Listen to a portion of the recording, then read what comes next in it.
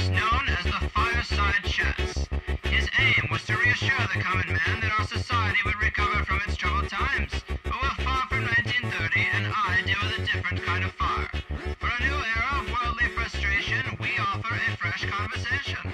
I'm Greg Carlwood, and these are the Higherside Chats. Welcome back, Higherside Chatters. Drinking a little drink, smoking a little smoke. From San Diego, I'm Greg Carlwood, and I'm really excited about the information in today's show because a lot of us out there can see that life in the Western world seems a little less appealing every day, whether we're keyed into the constant subtext that our economy is on seriously shaky ground with a population that's literally held hostage by the operators of the Federal Reserve and their band of merry men. Or maybe it's the recent revelation that every major communications company is providing the NSA with a backdoor into your phone, computer, and goddamn Xbox that has you rattled. The list of concerns goes on, but whatever it is, most of us are stuck inside the American bubble without the knowledge or resources on how to best keep ourselves from being victims of a problem we can see coming from a mile away.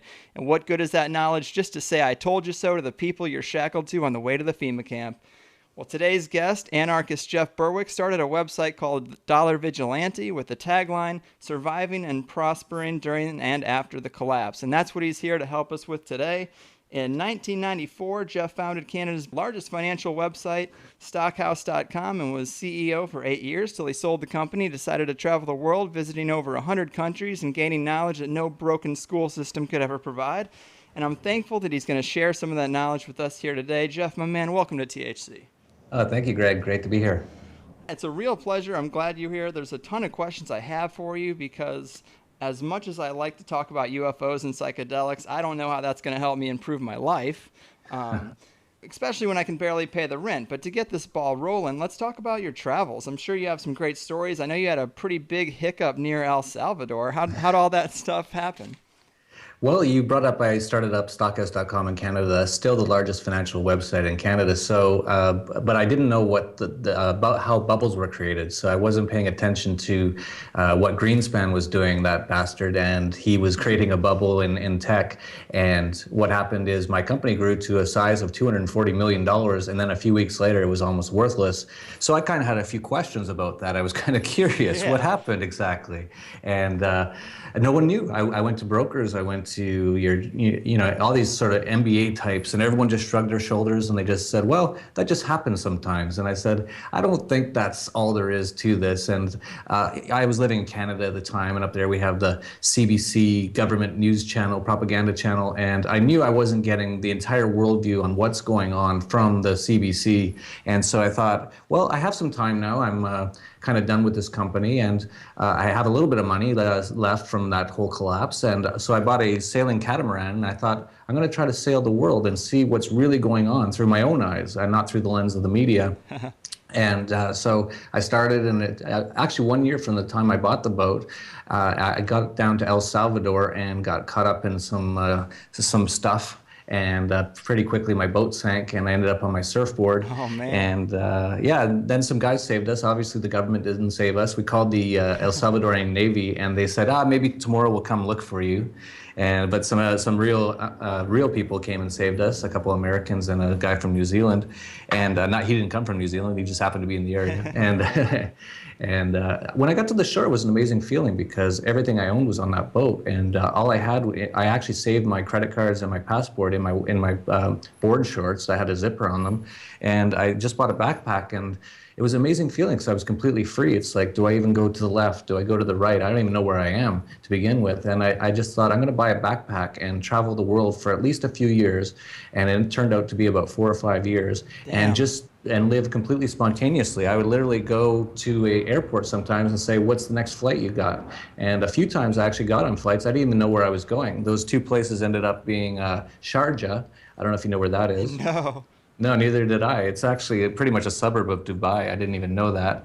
And the other time I was in Sri Lanka, and I hopped on a plane. Actually, the Sri Lankan airport had just got bombed that day by the Tamil Tigers. And I thought my flight would be delayed. I actually woke up in the morning, and I turned on the news, and they said the airport's being bombed by the Tigers, the freedom fighters or whatever, which is sort of over now. But So I thought, oh, good, I can sleep a few more hours. So, Wow. because my flight's obviously going to be delayed. And I showed up and they're like, no, your flight's gone. I'm like, you didn't even delay the flights when you're getting bombed? They're like, no, that happens all the time. I'm like, okay. So I go, what's your next flight? And they said, Chennai. Have you ever heard of Chennai? Nope. Okay, me either. So it actually turns out to be Madras is what it used to be called in India. I knew I was going to India, but I didn't know where. So I actually got into Chennai and got on the internet and actually Google Maps. I don't think even existed back then, 2004. Maybe it did, but it was more like MapQuest back then. Yeah. And figure out where I was. And yeah, so I lived that way for a number of years and it really opened my eyes, really got to see what's really going on in the world. And along the way, I discovered Austrian economics, and that explained completely what happened with the tech bubble. It explained completely what happened with the housing bubble and collapse in the US. And it's going to soon explain why all the fiat currencies are all going to collapse in the next few years. Yeah, I mean that's crazy. Why don't you tell us a little bit about the bubbles? I mean, we've talked at length about the Federal Reserve and the fractional reserve banking system, but in terms of economics, these bubbles that happen, how are they completely manufactured? Well, it's all money printing. One thing that you might notice in your government indoctrination camps, your 12 years of child slavery and getting your badge of obedience after 12 years, is they never talk about the money system, and that's because they don't want you to know. Ford, who created obviously the automobile, he said that if people in the U.S. understood how the monetary system worked, there'd be a revolution tomorrow. And he's right, and that's why they don't want them to know. But now, thanks to the internet, people are finding out how it all works. It's a cabal. It's completely controlled. Actually, central banks are a tenet of communism.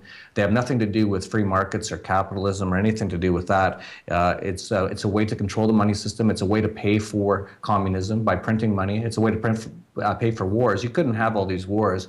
There's no way that not even to call them wars, more like occupations, Right. but you wouldn't have this Iraq war, Afghanistan war, Libya, and now that are getting involved in Syria. You wouldn't have these if every single U.S. Subject got a check in the mail or a bill in the mail every month for all the wars. That they would all be over within a matter of days. Yeah. But because they can print money, they can kind of continue to do these things. And Alan Greenspan, or sorry, not Alan Greenspan. I hate to misequate him with Ron Paul, who I really meant. Ron Paul stated that it's no coincidence that the century of total war coincided with the century of central banking.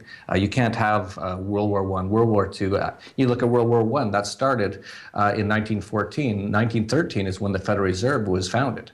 So this is all part of this system of warfare, control, oppression that we still have today. And hopefully the 100th anniversary of the Federal Reserve is this coming Christmas Eve. And hopefully that will be the end of the Federal Reserve by the 100th year. It might not happen that fast, but it's definitely going to happen in the next few years. And you can see it uprising all over the place with what's happened with Ron Paul calling for an end to the Fed. 10 years ago, 20 years ago, people wouldn't even know what the Federal Reserve was, but they're waking up now thanks to the internet. That is totally true. But man, this is crazy. You've seen a lot of places, you've observed a bunch of governments and economies, gained some serious insight. And, on some particularly frustrating days, I've said to the audience, let's just get 10% of the people listening to move somewhere. And I get a bunch of responses from people hungry for something else. But the reality is that I just don't know enough about the world. But there are places in the world where disgruntled Americans are moving to, right? I mean, can you tell us about some of these places? Well, absolutely. This is a big movement going on, and it's almost like a migration. It's almost like I call it defecting now, because that's how it used to be in the Soviet Union. The U.S. is getting this bad now that you should really look to defect before it's too late. That border, that gate or fence on the Mexican border isn't to keep Mexicans out. It's to keep Americans in, as you can see with what Homeland Insecurity is doing now, buying billions of hollow point bullets, buying tanks. So that's the direction it's going. So a lot of people are realizing that if they're going to get out, they should get out fairly quickly. I realized this about 10 years ago, not completely, but I definitely was sensing that I should get out and at least see what's going on. And so I left Canada in 2004, and many people, and I mostly live in Mexico now. I'm actually coming in today from Acapulco, Mexico, but I'm actually building a expat community in Chile. Chile is an amazing place. The government is nowhere near as oppressive. They've moved much more towards free markets. The government has no debt. It has no deficits. The central bank isn't even Keynesian. They're Friedmanites, which is better. It's still not perfect. It'd be perfect if they just closed the central bank. But the economy's booming down there, and so many people are gravitating down there. And so I've actually started a community down there called Galt's Chile. And it's fashioned after Ayn Rand's book, Atlas Shrugged, where all the same stuff happened in Atlas Shrugged, where the world, or at least the US, had become completely oppressive, socialist, massive taxes, massive regulations, and no one could get ahead. And so many of the producers all went to a place called Galt's Gulch. In the book, which was written in the 50s, that was in Colorado, so we can't do that anymore. But Chile is sort of the new place that a lot of people are going to, and I highly recommend people look into it. Man, I've considered moving to Mexico or Costa Rica, but I've been worried about a few things, mainly safety, internet connection, and cost of living. And I know that it's kind of tough because I want to find a place that has reliable internet but isn't so saturated that the cost of living is like what I'm experiencing in San Diego. I want something similar weather-wise to San Diego, where I could maybe make some money in real estate or just relax and do my show. Chile has a similar climate to San Diego, if I'm not mistaken, right? That's right. Well, Chile is a very long country. It's like thousands of true. miles long. But in the area around Santiago, which is where Galt's Gulch is, that's a Southern California climate, yes. And to answer some of your concerns, you brought up internet connection. I'm coming in from Acapulco. Our connection's incredibly clear. I'm in a 100 megabit line here, which costs, I believe, about $60 a month. What was some of the other concerns? Oh, cost of living. It's much cheaper to live here. Talk about medical, for one example. Almost every pharmacy in Mexico has a doctor on staff. So if you do want to talk to somebody about something, it costs 25 pesos, which is about $2. The things that are going on in the U.S., most people in the U.S. don't realize they're just being completely raped and oppressed and destroyed. The money system's being destroyed. All the regulations, Obamacare is coming into effect soon, which is, they're talking about the cheapest plan that a family can get is $20,000 per year. It's unbelievable. It's fascism, it's communism, all mixed into one. The world is much better outside of the U.S. And another one is safety.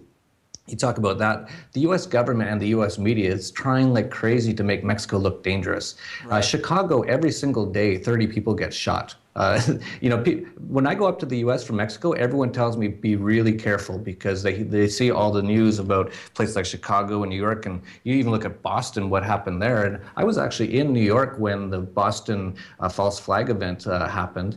And I don't know if not many people know this, but when they were looking for that 19-year-old boy who was super dangerous because he had some cooking equipment apparently, and he was throwing them out of cars. They said for one moment, they said, we can't find him, but we think he might have gone to New York.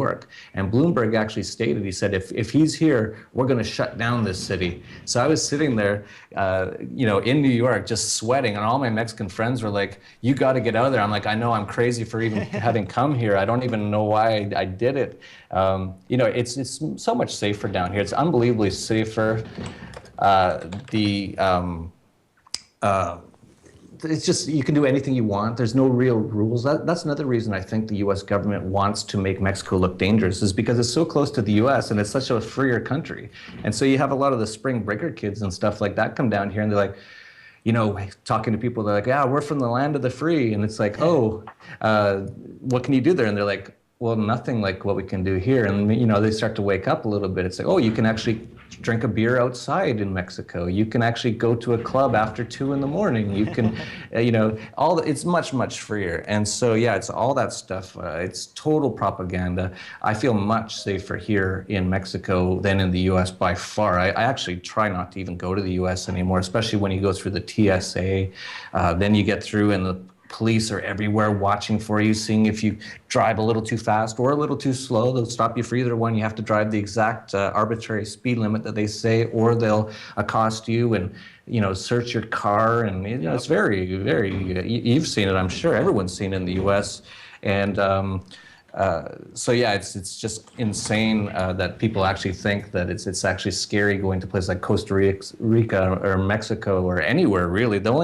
I actually sat down at a bar in Aruba once, And I sat beside a woman from New York, and I told her that I'd been to about 100 countries. And she said, wow, you must have seen so many scary and dangerous things. And I actually sat back in my chair and I thought about it for a second. I'd never had that question asked to me. And I thought, I can't think of one scary or dangerous thing I've ever seen in my travels. And then I said, oh, wait, no, there was 2 times that I actually feared for my life a little bit. And she said, oh, yeah, where was that? And I said, both times it was in New York.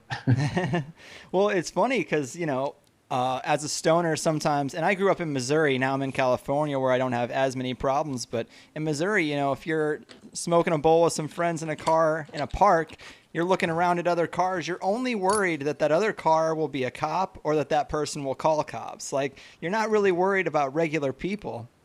And, yeah, I call it slave on slave action when the actual other people are actually, calling the cops on you. It's unbelievable. Not many people know this. In Mexico, all drugs are legal. You're allowed to have any drug you want. Even in this area, I've actually gone to cops in the past, a few years ago in my more younger, wilder days. I'm getting a little older now. And if you run out of weed or any drug you want, you can just go to the cops and they'll call someone for you. Okay, well, let's talk about the cops in Mexico because, the conventional attitude is that they are corrupt. I mean, of course, our police are corrupt too, but they'll stop you on the road and ask for money, or if they see a PlayStation on the seat. I've heard someone tell me that the cops demanded the PlayStation to be let go when they weren't breaking any laws. What do you think of that? Is that wrong? Is that perception wrong? Mexico's a huge country, and there is places True. that I've heard are not that great. Tijuana, I've heard recently, is really bad. So a lot of the places that are kind of close to the U.S., those border cities, there is a fair amount of that kind of stuff. I still prefer it, though, however, to the U.S., where I've been in handcuffs many times. They were going to kidnap me, put me in a cage for just doing little things like walking out of a bar with a drink. Or one time I was walking in Palm Springs, just walking down the street, just going to another bar after one, and 5 squad cars all surrounded me with floodlights on me, put me immediately in handcuffs. I said, what's going on? They said, we got a call that you're drunk. And I said, well, is it illegal to be drunk? I was just walking down the street. I was like, yeah, I've had some drinks. I'm pretty buzzed. I'm not like falling down drunk. I'm just, walking along buzzed. And so no, it's much scarier there because of course you can't get out of that. I actually prefer corruption. If you're going to have cops, and I highly advise people not to ever have them, but if you're going to have them, I'd much rather that they would accept $20 or $10 just to let you go than end up in a cage, as so many of my friends have ended up. I was in Las Vegas and we wrote about this on our blog at dollarvigilante.com. A friend of mine spilt a drink, and the security escorted him out, and he asked for his money back because he had just entered, and he paid $30, and he accidentally spilt a drink, and he said he was sorry, and he wanted his money back, and they called the cops, and he ended up for almost 24 hours in what he called almost torture-like conditions in some sort of dungeon, basically one of those typical city jails or whatever they have. That's much more scary to me than anything that I've ever seen here in Mexico. Now, of course, there is certain times you might have some small problems, but it's nothing that a $20 or $50 can't fix, which I much prefer. Yeah, I mean, I've been to Tijuana. Actually, my girlfriend had a few too many mimosas one breakfast, and she flipped over her handlebars and knocked her front teeth out. And Ouch. yeah, without insurance, we thought, hey, this is a good time to test that whole theory of going to get dental work done in Mexico. We hear people talk about it, and I was like, I'll go for a cleaning. What the hell?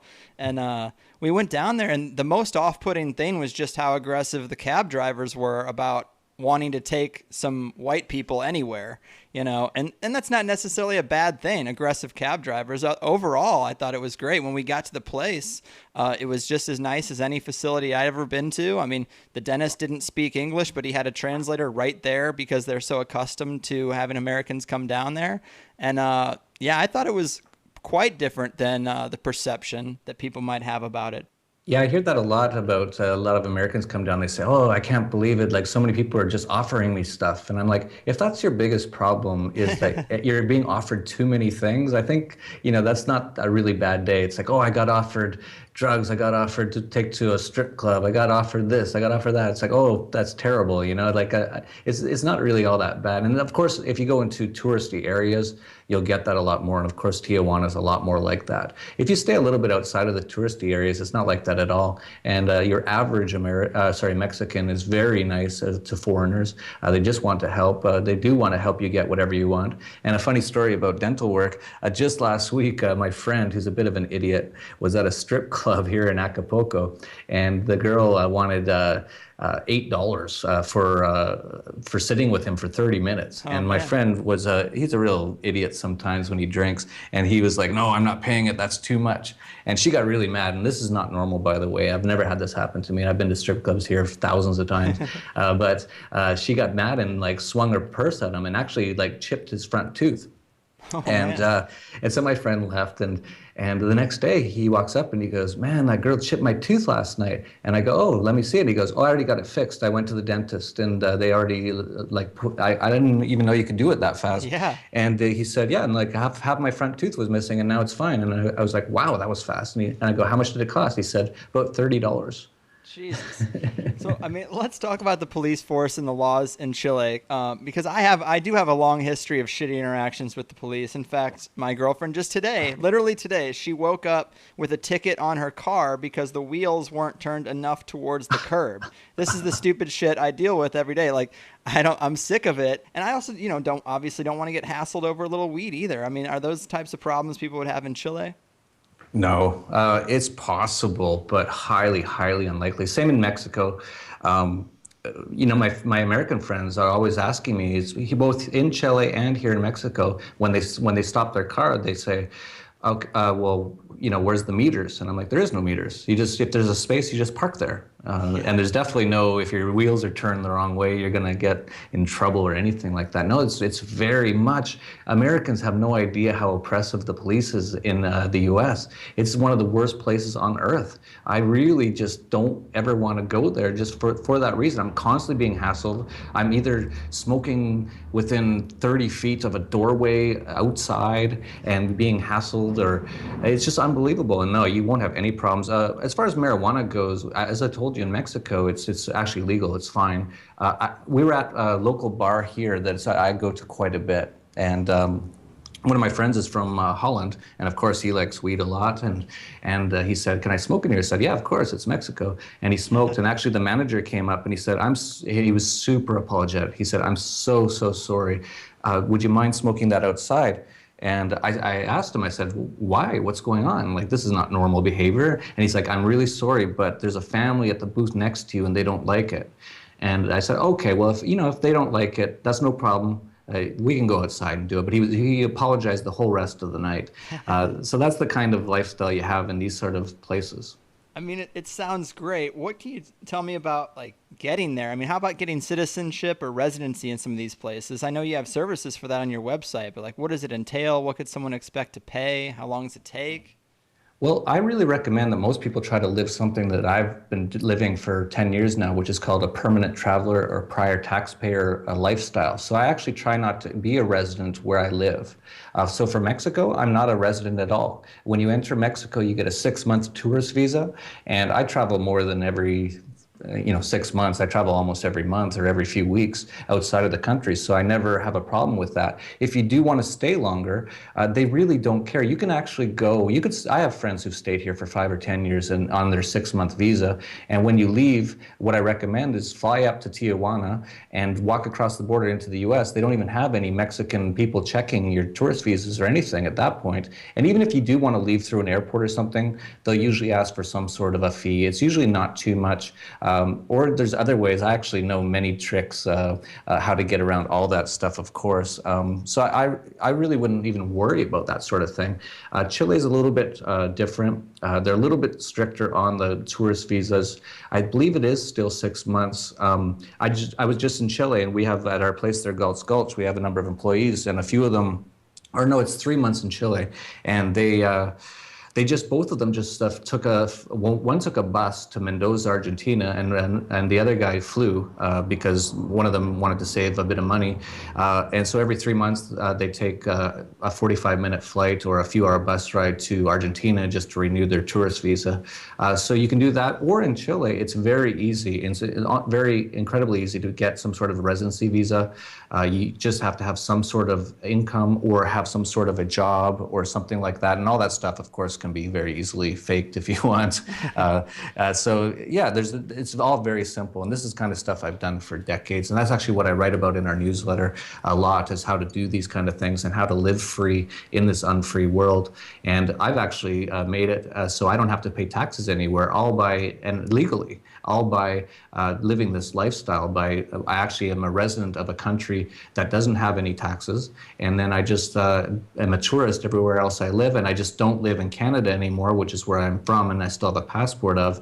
And if I live outside of the country, they don't actually tax me. That's different for Americans, unfortunately, but they do have a $90,000 per year that you're allowed up to that you don't have to pay taxes on, as long as you are supposedly living in another country or have residency in another country. And so what you do is you become a resident of a place like Paraguay, which really has no income tax, and you can get a residency visa there quite cheap.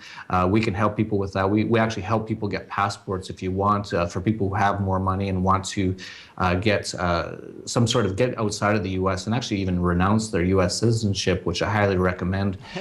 So yeah, we have that at something called tdvpassports.com if anyone's interested. Well, all right. So a lot of this stuff sounds great. Seems like you live an ideal life, but you're a man with money. And a lot of this seems like it might be outside of the resources of most people. Let's pretend you're in my boat, which I wouldn't wish on my worst enemy. I mean, I'm bringing in about $2,000 a month. I could do much better if I moved away from the beach, but, the girlfriend wants to live by the goddamn beach, so what can you do? But, how would I get started? I mean, I've thought about maybe foreign real estate. I feel trapped, what are the steps? What would someone who's broke do? If you were me and you didn't really have a lot of resources, what would your steps be? Well, really, the first thing I would say to anyone is stop being broke. Find a way to make some money. I know it's incredibly hard in the U.S., and this is one of the things that so many people don't understand, is it used to be the land of opportunity, and now it's not. To open a lemonade stand in the U.S. now, John Stossel did a little look into it. It costs about $60,000 to open up a child's lemonade stand because of all the regulations, the safety inspections you need. You need insurance. It's insane. In most other places, you can just open up a lemonade stand or open up a restaurant or open a bar. I would go to a place like Cambodia, where it's incredibly cheap. It's unbelievably cheap, and it's going to get so much better there. The economy is booming now that it's back to being a very free market. You could actually open a bar in Cambodia, and actually we're going to write about a place in Cambodia that's going to be booming soon because they're going to open an international airport. You can open a bar there for probably about $200. Really, all you have to do is rent a space. Yeah, rent a space and just buy some tequila and beers, and you have a bar. That's all there is to it.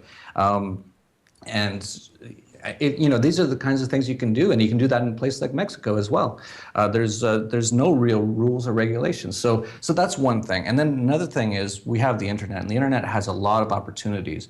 I don't know if you want to answer personally, but do you make most of your income over the internet? No, I actually make most of my income and I don't mind answering any question. I'm not shy about that stuff, but I make most of my money at a day job, a corporate day job, where my salary is obviously capped. There's not much anywhere I can go. And all my money comes from essentially one resource, but I do sell t-shirts that are conspiracy related. That's a side business that, helps pay for the show and stuff. And I'm trying to make that transition to, self-made rather than getting my money from a corporation and trusting them to be there for me. I don't want to do that, but that's where I'm at. Yeah, it's really interesting because that's what most people in the U.S. have been bred to do. That's what the public indoctrination camps were set up to do, was to create factory workers and really obedient slaves who will show up at 9 in the morning, leave at 5, not ask too many questions. That's what they're being trained to do. But the real way to make money is to be an entrepreneur. And of course, you may have noticed yet again in all those 12 years of education that they never even talked about how to start up your own business or how to create your own enterprise or even be a private contractor or anything like that. These are the real ways to make some money. And thanks to the internet, there's so many opportunities. And I would, again, this is stuff that we write about all the time at our newsletter, Dollar Vigilante. Almost every week we have ideas for how people can make money in different countries or over the internet. Just one example, this week I'm going to write, and this will be a little bit out of your price range, probably a fair amount out of your price range, but for anyone who has a little bit of money, or maybe they can get a loan from their parents or somebody, in Chile, it's growing so fast, but they don't have like 7-Elevens or convenience stores. It's unbelievable. In Santiago, which is booming, if I want some cigarettes, I end up walking like 10 blocks, and they're usually some little side cart thing that's usually closed at 10 at night. They need like 7-Elevens or convenience stores there. Of course, that's going to cost more than a few thousand to start up. But, if you can get some capital from, a lot of people ask their parents their parents save up for college education. That's just 4 more years of wasting your time. And then a lot of people go into student loan debt. Get outside of that. Tell your parents, don't put me in college. Best education is actually travel and starting your own business, both at the same time, preferably. And so maybe get a loan or actually an investment. I actually definitely don't think of it as your parents giving you money. I don't actually like charity. I think people should invest in other people. I have 2 children of my own, and if they ever want to start their own business and they're looking for investment, I might invest in their business. I'll, of course, want to make sure that they've done the research and all that kind of thing. But that's the way that people should be thinking. And there's so many opportunities out there, especially once you get outside the U.S. You can see so many opportunities. Here in Mexico, I'll give you another example. And this is something I've written about before in our newsletter.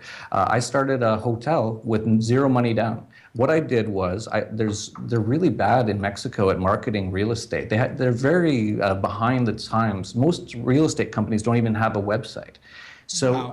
I went to the local real estate company and I said, I found out what they're offering, and I just listed it on the internet in English, which would be obvious, you would think, to most people, but they never even thought of it. And all of a sudden, I'm bringing them clients all the time, and I get a commission.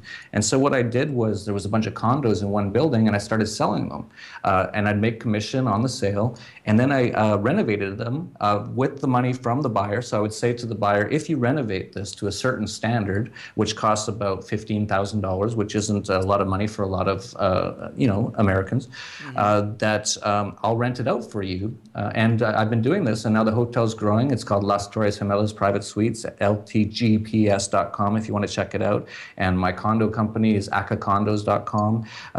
I started with 0 money down. I never put a penny of my own money into it. And now I have a real estate company and a hotel.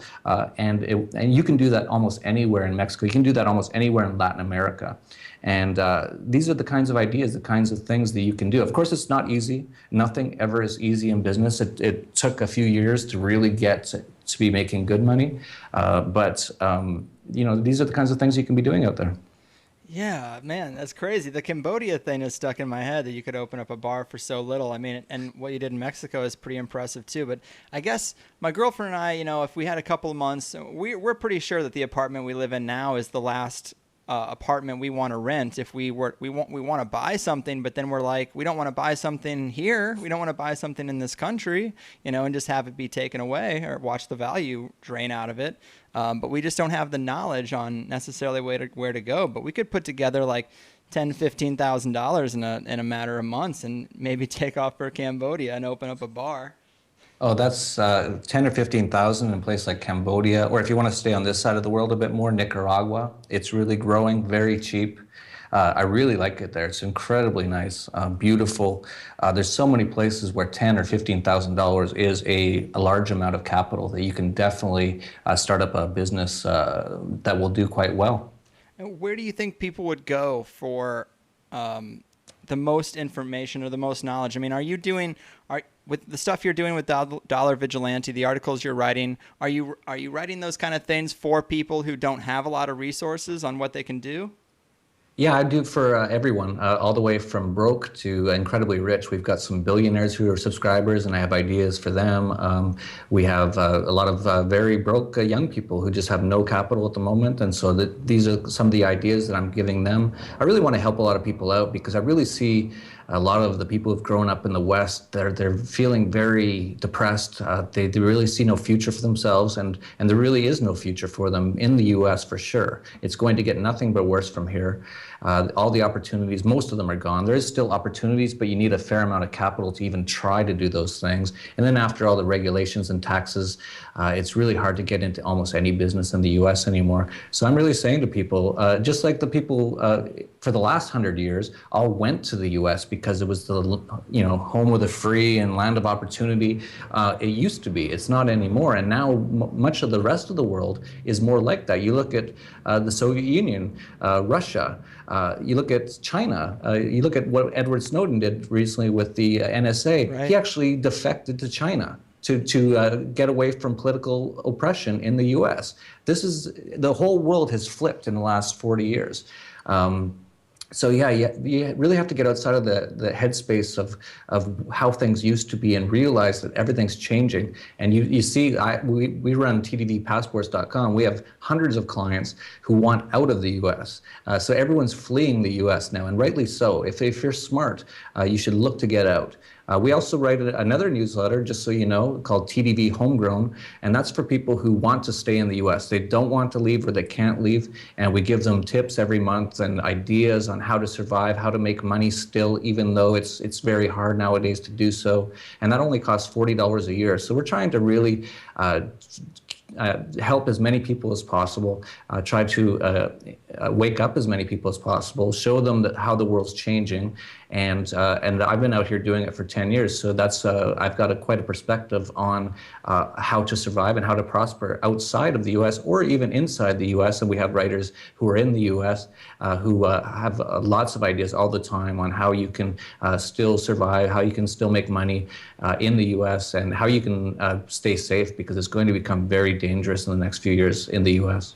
Yeah, that's such a funny thing you say that, because it's hard to get past this mental block, or I guess this programming that a place like Cambodia or Acapulco is super dangerous, when really the danger is probably going to be knocking on your door in a few years wearing a police vest. Yeah, totally. But I compare the U.S. today, I call it the USSA. I compare it to the Soviet Union during its collapse. The biggest difference between the Soviet Union during its final years and the U.S. is that in the Soviet Union, everyone knew that everything they were seeing was wrong and was propaganda. There used to be two propaganda sources in the USSR. One was called Izvestia, and one was called Pravda. And one meant the truth, and the other meant the news. And there used to be a saying in the Soviet Union that there's no news in the truth, and there's no truth in the news. The biggest difference with the U.S. today is people have been so propagandized and brainwashed for all their lives that they actually still believe it's the land of the free, home of the brave. You know, in Boston, where millions of people hide in their houses when there's a little boy with a pressure cooker from his kitchen running around, supposedly, land of the brave, home of the free with 8 times the average prison population. 90% of people in prison camps in the U.S. are there for victimless crimes, which means it's not a crime. So people don't see it. They've been really amazingly brainwashed, but they are slowly waking up. And it really is. I look at the USSA today just like the USSR in the 80s. And the only difference is that a lot of American subjects, or slaves as I call them, really haven't woken up yet to realize they actually are living in an empire that is going to collapse. Yeah, I totally agree with you. I mean, let's talk about the people who aren't ready to move. You said you do some things for them. Let's talk about how they would get ahead economically. I've heard Bitcoin is pretty popular, but everybody says, buy gold. But gold is over $1,000 an ounce. Like, it's going to take me a couple months to get to an ounce of gold. I feel like there's not much room for growth there for someone who doesn't have a lot of capital to put into something. But I know you're involved in some Bitcoin projects, right? I'm a huge fan of Bitcoin. Before I talk about Bitcoin, just to talk briefly on gold. Sure. Gold is more of a way to conserve your wealth. It's more for safety. So I wouldn't look at it as a way to make a lot of money, although it will go up for sure. Gold will go up. It'll probably hit $1 trillion an ounce in 5 or 10 years. But at that point, a Big Mac will cost $1 billion. But it's a way to conserve or to save your wealth. If you don't have any wealth, that's probably not the way to make a lot of money. Bitcoin's very interesting. It's very speculative. The reason I like it so much is it's a free market money. It's created by the private enterprise. It's not controlled by central banks. It can't be controlled by central banks. It can't be controlled by government. And people used to ask me actually a few years ago, they would say, well, you're saying the US dollar is going to collapse and all fiat currencies are going to collapse. Well, what will happen? What will people use for money after that? And I used to say, well, probably gold and silver and some sort of derivative, some sort of digital gold and digital silver. And I always used to say, and I'm sure the free market, private enterprise will come up with solutions, as they always do. And so Bitcoin has really vindicated me on that, because that's a private free market money that's really catching on. Now, whether you want to invest in it, I don't know what it's trading at today. But as a way to make a lot of money, that's speculative for sure. But you could, if Bitcoin catches on, it'll definitely go much higher, a lot higher. But you know, it's under attack big time by the U.S. government and the central banks right now. In the U.S. and Europe, they're really attacking, especially U.S. They can't bring Bitcoin down, but they can make it very hard for people to use. But people all over the world have begun to use it, especially in places where they have capital controls, like outward capital controls, like real solid capital controls, like Argentina or Iran. People have started to use it there. And the more that people use it, the value will definitely go up. So that's definitely something to look at. What I would do is look into a Bitcoin-related business.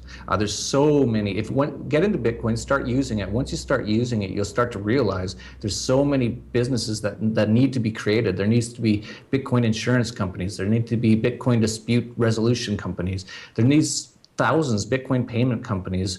I've thought of many of them. I actually got involved in something called Bitcoin ATM for a period of time, but the US government really shut it down. They called, if you're going to have a Bitcoin ATM where you can put money in for Bitcoins or take money out of your Bitcoin account, they say in the US, you're actually under 4 or 5 different regulatory agencies. Of course, that's just how they keep the small guys out of business. It's called fascism. And the banks and the central banks don't want people to get involved in this. And to start up a Bitcoin ATM, I was told by a team of lawyers that it would cost a minimum of $25 million just to get an insurance bond as a money transmitter in the US. However, you could start up a Bitcoin business in another country and get it going. There's so many opportunities. I would definitely, if you haven't looked into Bitcoin, look into it, because this could turn out to be a future money that is used, and there's going to be massive billion-dollar potential opportunities if this catches on. And it's going to be very interesting. And if I am an entrepreneur, but I'm so busy doing my other businesses that I don't have time to focus. If I did, I'd be starting up Bitcoin-related businesses all the time. And I wrote about this in our newsletter recently, and I don't like to give out all of our secrets or all of the things that our subscribers pay for, but I'll give you one idea. Poker sites, online poker was made illegal by the US government a few years ago, which is unbelievable that they did that. But of course, they had Harry Reid in Nevada under the thumb of the casinos, who said, use your guns to make sure that no one can have online poker because it's hurting our business. And we want to get into that business, but we're too slow. So give us a year or two to get it set up and shut everyone down. So for the last few years, Americans couldn't play online poker, and it's a very popular thing to do. It's a very popular hobby or sport. I used to play it all the time. I love poker. Yeah. Start up a Bitcoin poker site and make it so it's impossible to shut down. Put it in ways offshore. Make it over torrents. These are all things that a lot of techie people would understand, but Bitcoin poker site, and then any American could play using Bitcoin. So there's tons of opportunities out there right now, especially thanks to the internet. And so both through the internet and through looking at other countries where there's so much more opportunity, there's a lot of money that people could be making. But the more you stay in the US and work your day job and just get your check, and then the government takes a bunch of money off the check, and then you have to pay all kinds of other sales taxes and taxes on cigarettes and alcohol and all those sort of things, you basically have no way to get ahead that way. And so yeah, look at these other options for sure. Man, we did do a show on Bitcoin, but I was still kind of left feeling like I didn't have a clear path on how exactly to get involved with it. What are some of the trusted exchanges, or how would you advise someone to start making a safer, less risky investment in Bitcoins? Well, I don't call it an investment. I call it a speculation Fair, a gamble. because, yeah, although I did get into Bitcoin, I wrote about it at first in our newsletter and on our blog in 2011. At that time, it was trading at $6. It since went to $250. It's now around $100. It could go to $1,000 or it could go to zero. But I think it's more likely it goes to $1,000 or $10,000. But it's not going to be easy. Definitely look into it. The very first thing to do is just to open a Bitcoin account there's so many different places. I use something called blockchain.net to get a wallet. Start to trade in it. If you have a little business, offer your products in it. Start to use it, and as you use it, you'll start to see so many opportunities in that world. This is a completely new monetary system being created by the free market. And if you get in now, and not necessarily as an investment, not just investing in Bitcoin, although that has a lot of potential to make a lot of money, but start a little business. I think of one probably every week that I can't believe no one's thought of yet. But you can't really think of these things until you get involved in it, because even I couldn't think of them. But once you start using it, you go, oh, this needs this, or this needs some sort of payment processor because some people are complaining, of this problem. And, you just find a problem and fix it, and you can potentially make a lot of money. Yeah, man, it sounds so easy. You make it seem like the simplest thing ever. But, let's talk a little bit about your forecast for the Western economy. Obviously, it's gloomy. But, what kind of time frame do you think we're working with? I mean, what do you think people are going to see in the next 5 to 10 years who do decide to stay in America? It's, if you would have asked me that 5 years ago, I would have said, I'm not sure. It could turn out okay. But everything that's going on right now with everything the U.S. government's doing with, buying hollow point bullets, buying tanks, setting up FEMA camps, it's not looking good at all. And the economy cannot do well because the U.S. government has so much debt now. It's actually taking most of the capital out of the economy and basically destroying it and putting it into things like wars, which are just bombs that are constantly going off all over the world thanks to the terrorist acts of the U.S. government and Barack Obama. It's not going to be good. But however, I will say this. There's going to be pockets of opportunity during the collapse. I would stay out of major cities for sure. Once it starts to collapse, however, and once the U.S. government and the military and the Homeland Insecurity and the police start to lose control, there's going to be massive opportunities in the U.S. However, you have to get through that transition. It's very much like what happened in the Soviet Union. If you were there near the end, it got really messy. It was fairly chaotic for a period of time. And then a lot of people just started taking over stuff. They actually used violence, which I don't like at all. They'd come in with guns and say, oh, this is my copper mine now. Right. But there is going to be, and a lot of those people are billionaires now. There's more billionaires in Moscow now than any other city on earth, and it's because of that. And hopefully it doesn't become that bad. Hopefully, you have to remember too that the Soviet people had been raised for generations on communism, which is very violent.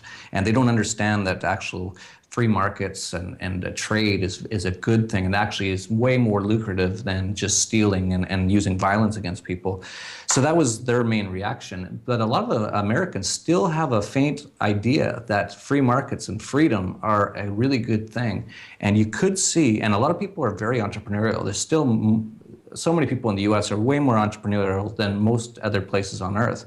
And that's why there's opportunities in other places if you're entrepreneurial minded. But what we could see is a collapse happen and millions of entrepreneurs just pop in and fill any need people have. A lot of people say, oh, well, we have no food because the transportation system stopped. And some people have already thought of this. They'll have farms. They'll start selling them food, maybe not for dollars, but in exchange for silver coins or whatever, for matches. Who knows? It might get to some sort of barter system or Bitcoin, hopefully, is where it would be at that point. And that's why I'm trying to get as many people on Bitcoin as possible to make this transition as smooth as possible. But yeah, there could be a lot of opportunities, but it's also going to be very crazy in the transition. Yeah, I talk about the collapse once in a while on this show, and I've said, if someone comes up to me after the collapse with a bar of gold, I'm gonna be like, get that out of here. I can't do anything with that. Give me a sandwich, And sometimes I think a barter system rising out of the ashes is going to be like really what people need to get by day to day. Gold really isn't going to do it. Well, there's many ways to look at it. I definitely, if you have assets, that's one great way to continue to hold your assets. For example, if you just held it, let's say you have $100,000. If you just have that in a bank account somewhere in US dollars, that's going to be gone in the next few years. It'll just be taken, just like in Cyprus. They're already putting the plans into place to do it. So if you have that, put it into gold. So at least you can save your wealth. But there's going to be so many opportunities. Back in Weimar Republic in Germany in the 1920s, they went through a hyperinflation where the currency collapsed. And there's, wives' tales or maybe urban myths, or maybe it's true, that you could go around and buy like hotels, like nice hotels for 1 or 2 gold coins. This is totally possible because as people start to lose their ability to transact, they become very desperate. And during a collapse, you have a hotel. Obviously, there's not going to be any guests because no one has any money. Right. So you could, if you have some assets, you could walk up at that point and say, "Hey, I'll give you a gold coin worth today about $1,300 for your hotel," and you might get it. These are the kind of opportunities that happen during these massive collapses. It's really sad because a lot of people are going to get hurt, especially in the U.S. This is going to be one of the worst collapses ever, in my opinion. I think this is going to be the biggest event in human history when the U.S. dollar collapses. However, there's going to be tons of opportunities. Millionaires and billionaires in real money, not dollars, are going to be created during and after this collapse, but you have to stay on top of it, and you have to be aware of what's going on, and that's a really big part of it. Most people are going to be caught totally blindsided by this.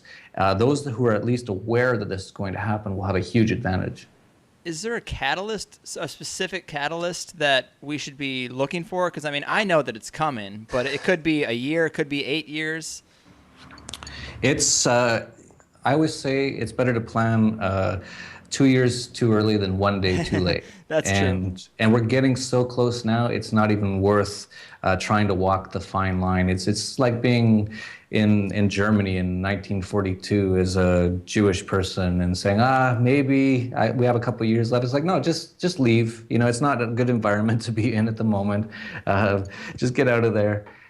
Really, it's too close. What's going to be the catalyst? No one knows. These collapses happen always you look at the 2007 collapse, 2008, that sort of came out of the blue. But of course, I was predicting it. The economy and the financial system is so massive, the economy in particular, that you can't look at all the variables. It's impossible. There's billions of actors in the economy. You never know where it's going to happen. You look at the thing that happened in the Middle East a few years ago, the Arab Spring, that all started because of a Tunisian guy in a market who was selling some sort of fruit or something. And the government was constantly taking away almost all of his profits. So he really couldn't live. And he got to the point where he said, "That's it, I can't take this anymore." And he lit himself on fire. That started revolutions all across the Middle East. So you never know where these things are going to happen. No one could have predicted it would be a Tunisian market guy, a little fruit seller in a market who would start all that. But I really think if you look at the economics, if you're really up to date on what's going on, if you pay attention, this system's very close now. You look at what's happening in Japan. I think Japan's going to probably be the first of the Western-style countries that have a central bank and have done Keynesian central planning and have a democracy, all the things very similar to the U.S. They have so much debt, and their economy is just dying for a number of reasons right now, that the central bank has said they're going to double the yen money supply in the next 2 years, which is completely insane. That's basically saying they're going to devalue the value of the yen by 50% in 2 years, and they think that's a good thing. They have so much debt, their population is aging. I think that's going to come to a head very quickly. That, of course, will send off a lot of shockwaves. You look at what's going on in Europe, it's a massive mess. France now has a 100% top tax rate. They've gone full commie. And these governments are running, socialism always runs its course, and all these governments are various levels of socialist, including the US. And they're all running out of other people's money now. And it's going to be a huge, giant mess. You don't know where it's going to start, but it's definitely going to happen. And it's better to prepare now. And we really could be talking a year from now, and it could be complete chaos in the U.S., complete riots everywhere, just unbelievable chaos, collapse. The economy could go to zero almost overnight. It could become a complete 100% police state like Boston did a few weeks ago. This could all happen very quickly. So, and you can tell by the actions of the government that they're preparing very quickly for it. So they seem to know that something's going to break fairly soon. And so to think, oh, I'll just see what happens over the next few years, I think that's really being dangerous. It's really being risky. You live in San Diego, is that correct? Correct. So you're pretty good. You could actually hop in a kayak and go to Tijuana if you had to. We have a kayak. Yeah, good idea. When I was stuck in New York during that Boston thing, I was starting to wonder how I was going to get out. And I had to go to, I had plans to go to San Diego a few days later, and I kept thinking, oh, I wish I was in San Diego right now. At least I could swim to Mexico, just get out somehow. But many people live in places like New York or Chicago, and, it's going to be very hard to get out if things get really crazy. So these are the kinds of things we have to think about. This is going to happen. There's absolutely no doubt it's going to happen. There's no way. I've done all the numbers now for years. I've published them all in my newsletter, on my blog. I speak at conferences. I've never had anyone show me any way that this won't happen. Man, let's close this out on something a little more positive, a little more on the solution side. I mean, I know you got a lot of them, and those are fascinating to me, the ones you've brought up. But something anyone can do. Let's say an American's got. They're just going to take their next paycheck and they're going to take off. They're going to get that check for whatever it is, $1,000, $2,000, and they're like, I'm done here. I'm going to have to go somewhere. With so little, where would you advise people say up shop? Yeah, it's really hard on $1,000 or $2,000. However, I would say what do you think this. The minimum is someone needs? $5,000? It really depends on what you're willing to put up with. If you're willing to live in hostels and willing to take buses, yeah, 5,000 or 10,000 is probably doable. Just take a bus down to Mexico or to Nicaragua or wherever. But one thing to keep in mind is that the people who came to Ellis Island about 100 years ago in New York, the average person showed up with no shoes. The total amount of money they had in their pocket in today's dollars was $90. That was the average. And so those people really took a lot of risks. They didn't even know where they were really going. There was no internet. They'd just been told there's this place that has some opportunity and some freedom, and the government isn't incredibly oppressive like where they live. And they just said, let's do it. Let's get on a boat and just go. So those people back then had a lot more balls, a lot more cojones. It seems like nowadays people are very scared. Oh, who will make sure that I'm safe? It's a little sad in a way, but we have so many things today. We have the internet. So let's say you have $5,000 and you go to Mexico and it doesn't work out and now you're out of money. Well, go to an internet cafe, be really nice to them, say, I have no money, can I just get on, send an email to one of my friends or family and just ask them to buy me a bus ticket back home, and then I'll work it out from back there. We have so many, much easier ways to do these things, so much more opportunity and ease of doing these things. Back when people went to Ellis Island, they were taking a boat for weeks or sometimes months, and then they'd get to the U.S., and then it'd take them years to travel across the U.S. to California, if that's where they wanted to go, to the gold rush or wherever they want to go. People are thinking way too safe, and I think they've been coddled into this thing that there is safety, and actually there's not going to be any government safety in the next few years, and it's going to be very dangerous, in my opinion, in the U.S. And so I would be more open to taking a few risks now than later, because it's going to be a lot easier now than once they really start shutting down the borders and really start to implement the police state. Yeah, I agree. And it's tough to know exactly how much is enough, but I do think that a lot of times it's fear rather than finances. The economic situation that you're in might be a good excuse to stay stagnant. It's a good, a convenient excuse to not do anything. But even with little resources, I guess there are options like Cambodia. We've started up something called TDV Groups, and you can get access to it through our Dollar Vigilante basic newsletter, which costs about $150 a year.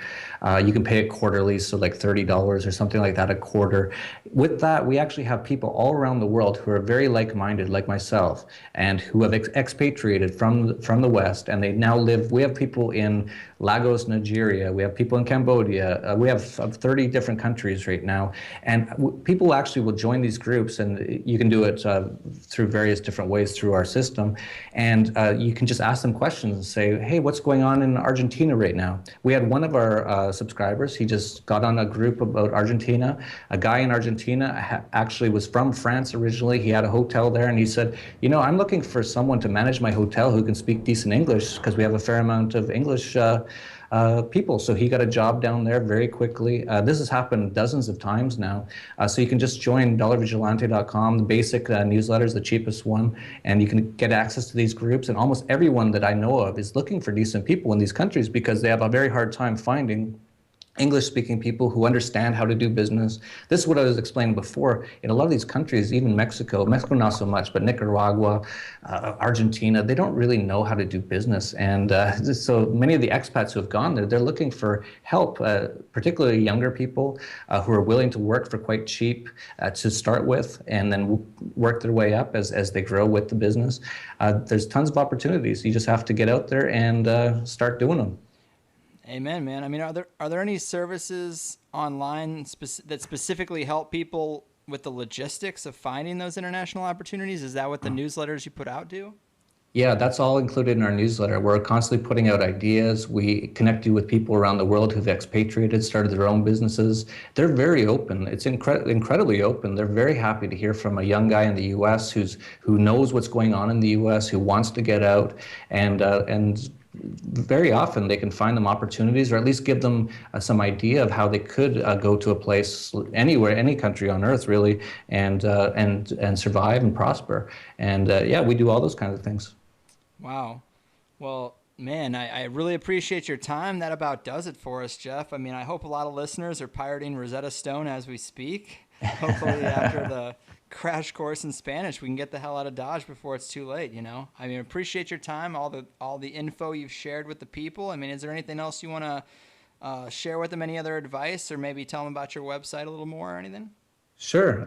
One great thing you just brought up. So a lot of people are wondering, what can I be doing now, even if I'm not going to do something over the next few months? Yeah, start learning another language. That's a huge thing. Spanish is a definite number one, in my opinion, because there's so many countries in the Latin American world, and so many opportunities and so many good ones, including Chile. So yeah, definitely start learning a language, start improving yourself, start learning skills, whatever it is. Start to learn how to become a mechanic or something that you can do almost anywhere you go, and at least survive and until you can get your feet on the ground. Yeah, so just go to dollarvigilante.com. We have a free blog there. Sign up for the basic newsletter if you want access to the groups and all these business ideas we have and expatriation ideas. And if you want to get out, you have a little bit of money, or your family has money, go to galtsgultschile.com. We're building an expat community in Chile. We're going to need a lot of people down there to help us once it gets off the ground. So there's going to be tons of opportunity, and those are some of the ways that you can find out about those opportunities. Amen, man. Yeah, if you need any good marijuana farmers in Chile, I mean, I've got a bit of a green thumb, no pun intended. But yeah, man, that's awesome. I really appreciate it. I hope people feel like a little bit of relief, like there are some options out there if you internationalize yourself rather than stay in a single country that's kind of looks like a sinking ship right now. Yeah, definitely. There's lots of opportunity. I think Americans are some of the last people to see it right now. You look at Chinese people, everywhere you go, you can be in the backwoods of Brazil and there'll be a little Chinese restaurant, and the guy doesn't even speak Portuguese. They're very entrepreneurial. They get out there and do it. Americans seem to be some of the least open to that, because they've been told by the government that the world's scary for so long that it really stops them. And that's the plan of the government and the media, is to keep you there. True that. All right, Jeff. Well, I appreciate it again. Thank you. And No problem. hopefully we can talk again in the future. Good luck. Yeah, my pleasure. It's been fun. Thanks, Greg. All right, man. Have a good one. Peace. There you have it, boys and girls. Another THC Bites the Dust. Please pass the info along, review the show on iTunes, add me to your favorites, all the good stuff, Facebook, Twitter, yada, yada, yada. If this chat didn't have an effect on you, then check out my conspiracy-themed t-shirts at conspiratees.net. I try to put out cool designs on really good quality shirts, no flea market shit, nice stuff. It helps me pay the bills, keep the show going smoothly, all that stuff. If this chat did have an effect on you, save the $20 for the first bottle of Jack, and I'll see your ass in Cambodia. Thanks for listening. Peace. 2